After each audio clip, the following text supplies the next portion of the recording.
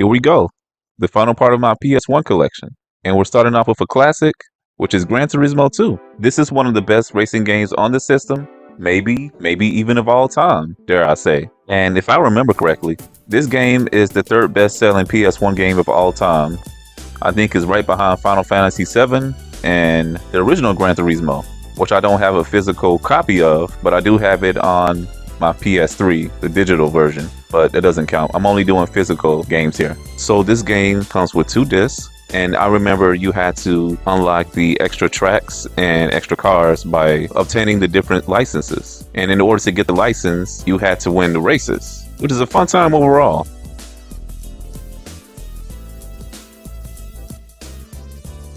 Alright, the next game is Samurai Showdown 3, Blades of Blood. So for the first time in this series, the guy you see on the cover here, Homaru, wasn't the main character. Instead, there was a new character named Shizumaru. He fights with an umbrella. How cool is that? Homaru takes the kid up under his wing after his family is killed by the game's boss, Zankuro. I remember a lot of people didn't like this game when it came out. In Sam Show 2, there were 16 characters, but in this one, there was 12 characters. I didn't mind it much because they had my boy Hanzo in here. Always liked playing as him. Also, it was buggy and the damage was quite inconsistent. You can tell the devs didn't spend that much time working on this game compared to the other 2 games that came before it. It's still a good game. The next game is another fighting game, Tobo Number 1. How cocky do you have to be to put number 1 in the title of your game? You have the confidence that it's going to sell well, so there's got to be a sequel after this. Most people got this game because of one reason. There was a Final Fantasy VII demo included on here. So this is how people were able to play Final Fantasy VII for the first time. But honestly, I just got this game because I like fighting games. But I like RPGs too. I like to describe this fighting game cast as reject Dragon Ball characters. You can tell they were designed by Akira Toriyama, rest in peace, as well as the environments that you fight in. So you can play as guy with the skunk hair, Chicken Man, Bootleg Bulma, Robot, Old Guy, my favorite Mary, and whatever the hell this is. And how could I forget the guy wearing green? As I said before, Mary was my go-to character. I always had a soft spot for thick female wrestler types. I always liked her suplexes. So before there was Marissa in Street Fighter 6, there was Mary in Tobo Number 1. But yeah, I like this game. You can play in arcade mode, go through the arcade ladder, or you can play the RPG dungeon crawler mode, which is clunky AF, or you can unlock extra characters. Continue. So these next 2 games just got a remaster. Tobo Number 1, not Tobo, Tomba and Tomba 2. This is a series where you can play as a pink-haired caveman, I think that's what he is, and you fight pigs with a boomerang. The only one that I played is the first game, Tomba, and I beat the first pig boss. I keep saying that I'm going to beat this series, but I can never find the time. This is a side-scrolling action game where it combines platforming and RPG elements. There is no voice acting, but there are cartoon cutscenes, like the intro. It will forever live rent-free in my head. It does a good job of getting you excited to play the game. It's so beautiful. It kind of reminds me of Sonic CD, that intro. And one of these days, I'm going to sit down and play both of these games to completion. But I think the reason why I stopped playing this game is because there's a lot of backtracking you got to do. There are a lot of places that you go where you need a certain skill or item, or else they won't let you pass, and you got to go somewhere else to get it. And I don't got time for that. But it is fun terrorizing the little piggies. Or maybe I'm just being sadistic.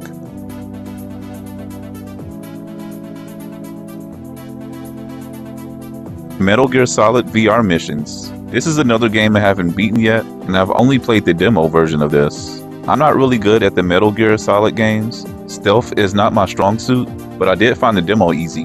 Maybe it gets harder later on.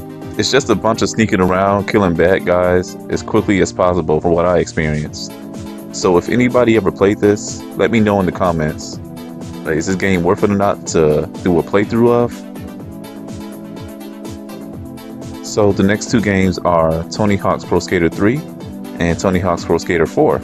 So I played these 2 games out of order, and I'm not talking about playing 4 before 3. I'm talking about playing the PS2 versions of these games, then coming back to these PS1 versions.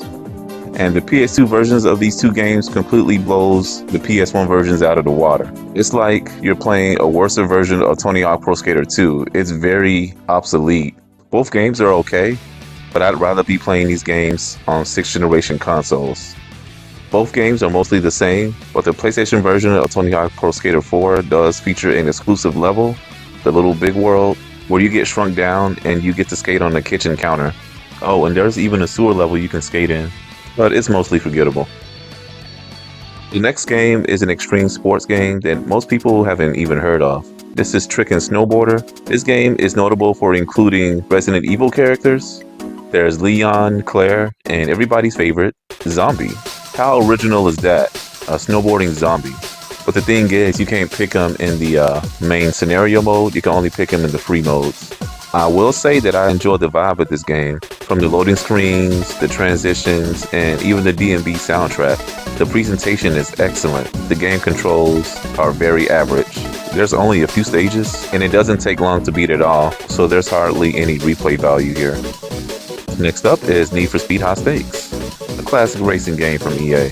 I always used to like playing the knockout racing mode. Whoever was last on the lap gets knocked out of the race, but that was never me. If you're playing in 2-player mode, you can race your buddy and you can put your car on the line. If your buddy loses, you can get his car transferred to your memory card. I always thought that was interesting. I suppose that's why they call it high stakes. Well, that, and you have to pay an entry fee to race in some of the tournaments in this game. You can also unlock cars, customize them, which includes customizing their license plate, which is always fun. Repair them if they get damaged, things like that. It's just a good racing game overall.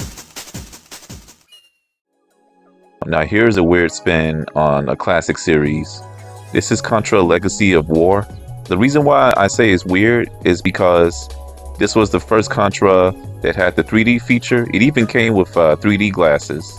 I don't think my glasses are in here. It's somewhere else. I can't find them. Also, gameplay is from an isometric angle and it feels unnatural. And don't let a lot of enemies get on the screen, because if you do, the game will slow down a lot. But you know what? I do like the character selection screen. I like how it animates. And look, you get to play with a robot. And the music not so bad either. But do I enjoy playing this? Not really. The Contra games that came out before and after the PlayStation life cycle were better than this one.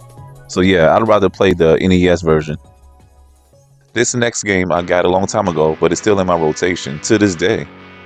It's on Jammerlemi, and the shop where I got it from put a sticker on the manual, and I tried to take it off, but I ended up ripping some of it, and it still bugs me to this day.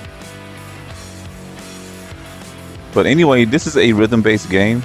It takes place in the same universe as Parappa the Rapper. In fact, you can call it a sequel, since Parappa is playable in this. Story time. Before this game came out, there was this contest being held on The Box. Remember that music channel where you had to call this number and request a music video to be played? And they would give this game free for anyone that would be the 9th caller, where you had to call this number. And I never won, but I called that number a lot.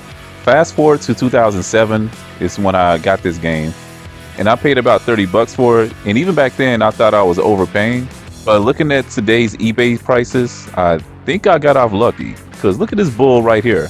So like I said before, Jammerlemi is Parappa the Rapper's crazy sequel, where you have to press the corresponding buttons that pop up on the screen. And you play as a lamb that plays the guitar, a baby, a fire hose, and even flies a plane. That's my favorite level, by the way, because the pilot instructor is bipolar, and it's funny when he switches moods. And the lyrics that comes out of his mouth is just nonsense. But my favorite lyric in this game has to be this one. From uptown to midtown, trying to get downtown. That part lives rent-free in my head ever since I first played this game back in 07. But let me move on to the next game. Vagrant Story. So this is an RPG that is not for the casual RPG player.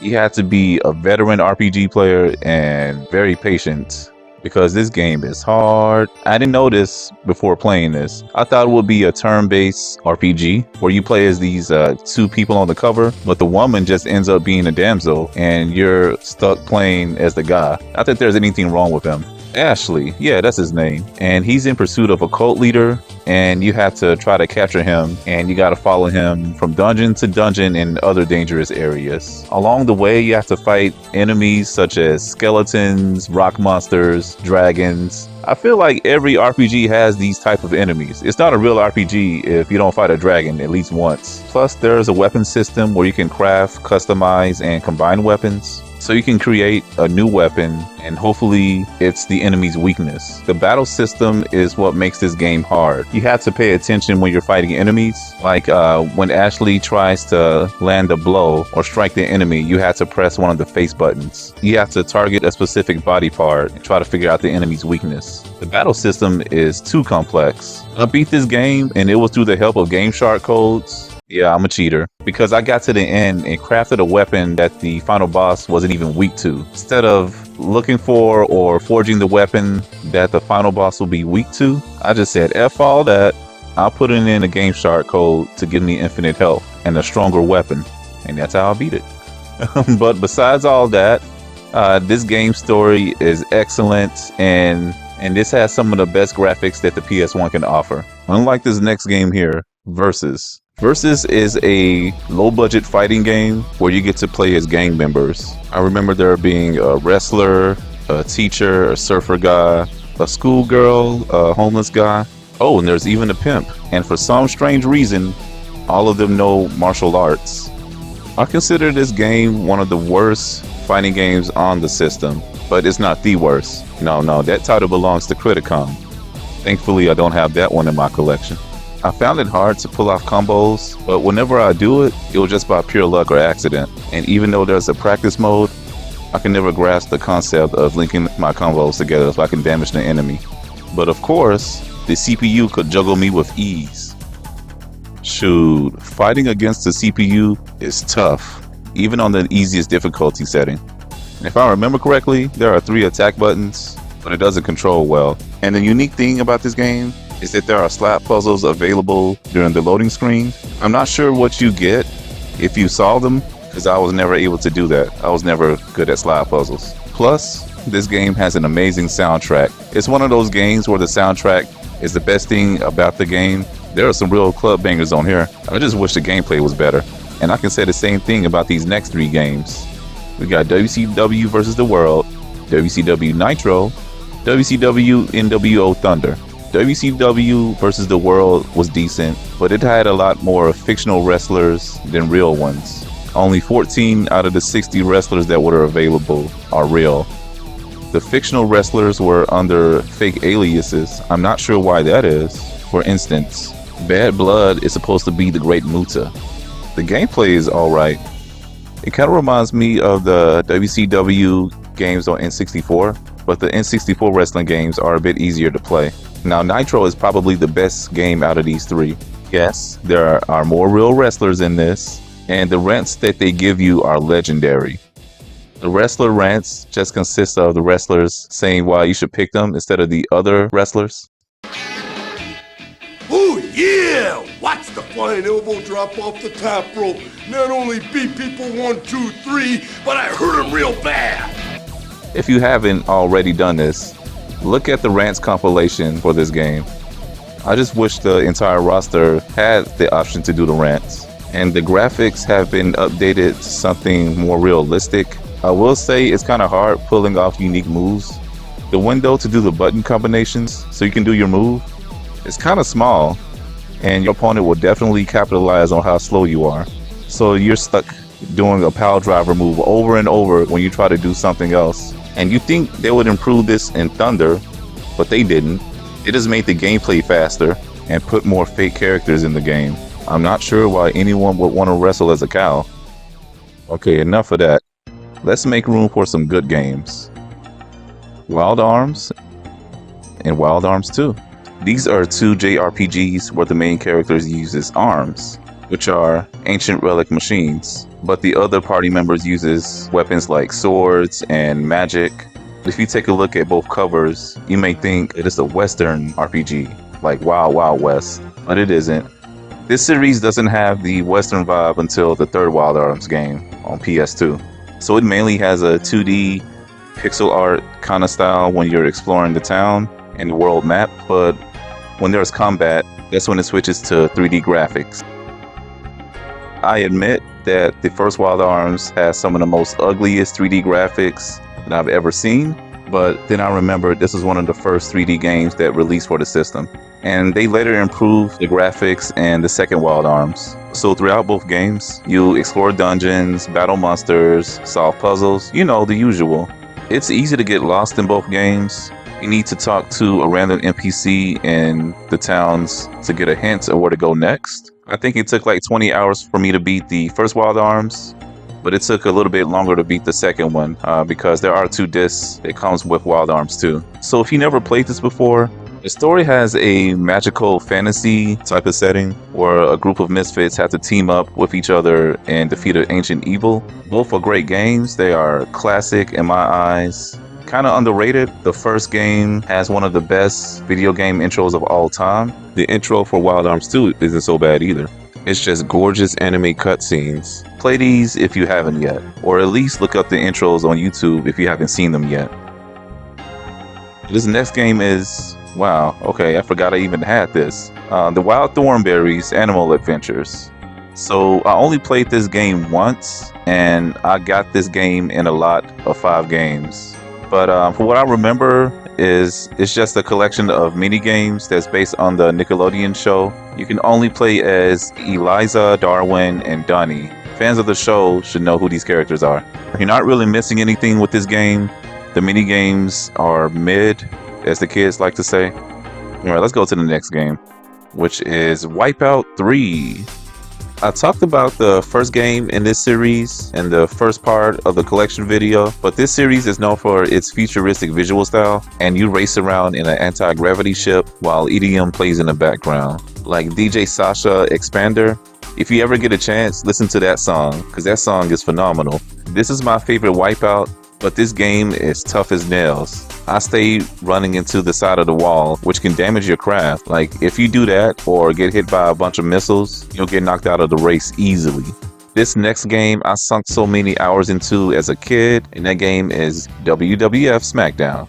I haven't played this since 2001, but I recently picked it back up so I can show footage of it. So this and SmackDown 2 Know Your Role are the 2 best wrestling games on this system. SmackDown 2 was even better, but for now, we're focusing on the first SmackDown. At the time of release, this was the most realistic looking wrestling game. See, this looks just like Hardcore Holly in real life, right?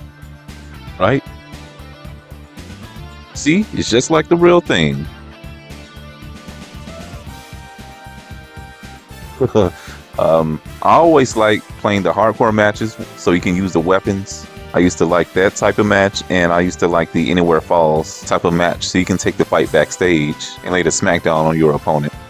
I swear I used to play this game every single day, and then I'll wait for SmackDown to come on every Thursday night and watch that. But now, I barely even watch wrestling, and I haven't played a WWF/E game in so long. What happened to me? I used to be so cool. So I had to record footage for this game for the video, and once I put this game in, all the memories just came flooding back. I played this so much recently that it's making this video take even longer. I should have been finished editing this video, but I cannot put the controller down. I'm currently playing through season mode right now, and I'm having so much fun.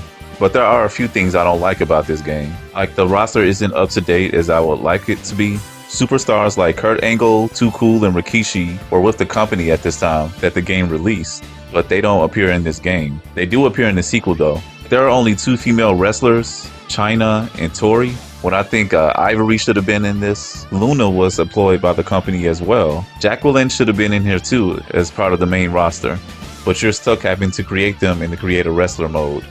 And they don't even come with their own entrance movie. Also, during the Royal Rumble, it's very easy to fall out of the ring and get eliminated. I tried playing this match type 3 times, and I swear non-wrestlers kept winning the whole thing, like Vince McMahon, Deborah, and Paul Bearer. And I'm still mad at that, but let me move on to the next title. Wu-Tang Shaolin Style. So this is a fighting game that features all of the Wu-Tang Clan members. You can play with up to 4 players. And it even came with this cool Wu-Tang controller, but I don't have that. And the soundtrack consists of music by the Wu-Tang Clan. The song Rumble, it always used to play during the intro, and it really got me hyped and excited to play the game. And it kind of paved the way for the Def Jam games, since Method Man and Ghostface Killah are in both series. So the story is, the Wu-Tang Clan's master gets kidnapped, and they gotta hunt down the guy and his minions so they can get him back. You can do multi-hit combos, and you can do finishing moves. It's sort of like Mortal Kombat fatalities. There's even unlockable characters, like Dave Chappelle. Wu-Tang! Nah, I'm just kidding. But I wish. Somebody should mod him in like they do with Mortal Kombat 1. There's some crazy mods for that game. Wait, is that Debo? Next up, I got two 2D fighters for you. We have X-Men Children of the Atom and X-Men vs. Street Fighter. So X-Men Children of the Atom is a one-on-one fighting game where you can fight as X-Men characters. Technically, this is the first of the Marvel vs. Capcom series. My go-to was always Cyclops. There are other characters like Iceman, Storm, Omega Red. There is a weak version of Akuma, who was a secret character, and Sentinel, who is OP in the right hands. And this game is hard, even on the easiest difficulty, because you get limited continues. The different game modes are pretty bare bones. It's just regular arcade mode and versus. I suppose it's okay, because I just want the arcade experience. And it's been ported right to the PS1 console. I never played this in the arcade, but I did play X-Men vs. Street Fighter in my local Pizza Hut back in the day. This is a 2-on-2 fighter where you can pick an X-Men or Street Fighter character. My go-to team in this game was always Storm and Charlie/Nash. Now they can inflict some massive damage whenever they do their super move or hyper combo. Both of these games are fun to watch, and I love the graphic style. It looks just like the comics. These two games came out in the 90s, and the graphics still look amazing.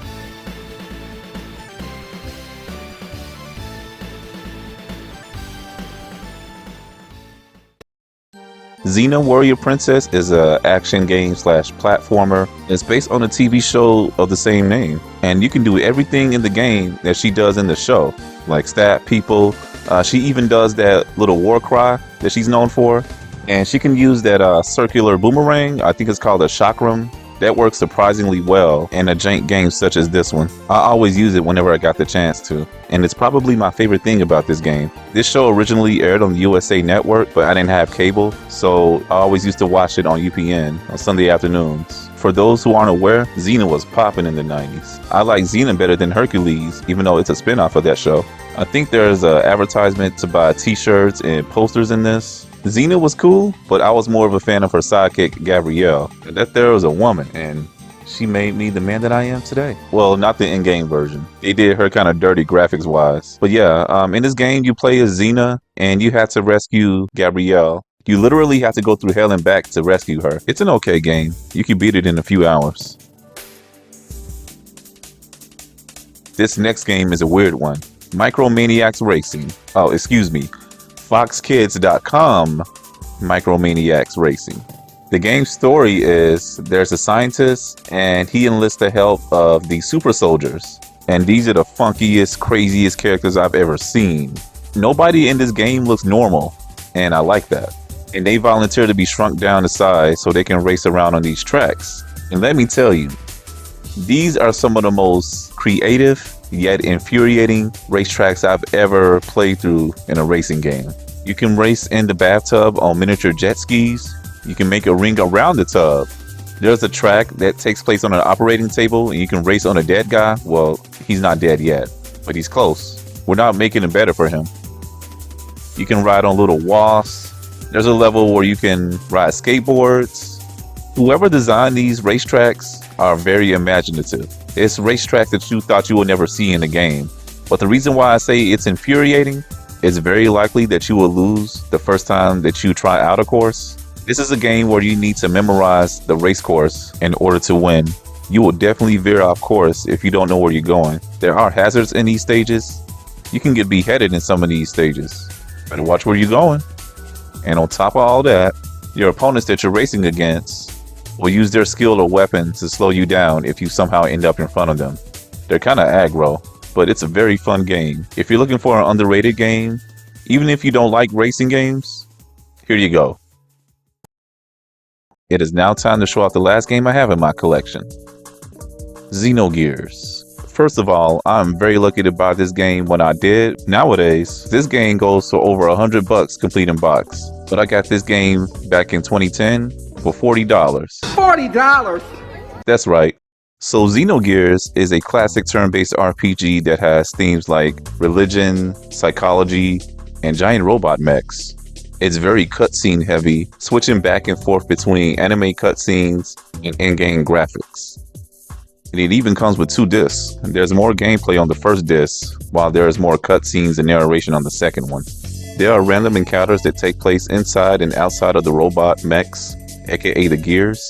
The battles that take place inside the gears were a little bit too easy, so that's why I prefer to fight hand-to-hand combat outside of the gears, so you can learn combos and death blows. You can play as the main character Faye, who has amnesia, but I always like playing with Citan, right there, the guy in the green. He was my dude. His death blows were strong. I like this game because it combines 2 of my favorite genres, which are RPGs and fighting games. But like I said before, the cutscenes can be a little bit too long, and on some real stuff, I'm just trying to punch people in the throat. So game, please stop narrating. But nah, seriously, this is one of the best RPGs I have in my collection, and I'm very lucky to have played it.